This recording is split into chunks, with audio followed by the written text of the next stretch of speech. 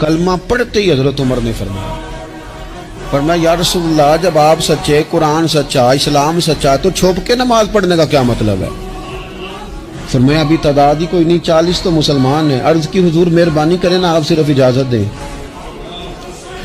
20 لوگوں کی صفیں بنا دی گئیں، ایک صف کے آگے حضرت عمر ہیں، ایک صف کے آگے حضرت امیر حمزہ ہیں۔ جناب عمر کہنے لگے چونکہ آپ اللہ کے رسول ہیں تو لہٰذا نماز بھی آج اللہ کے گھر میں پڑھی جائے گی۔ تو حضرت عمر بیت اللہ شریف کے بیچ کھڑے ہو کے نعرہ لگاتے ہیں، فرماتے ہیں میں عمر ہوں، تم مجھے بھی جانتے ہو، میرے باپ کو بھی جانتے ہو، تم میرا قبیلہ بھی جانتے ہو، میں نے پڑھ لیا ہے محبوب کا کلمہ۔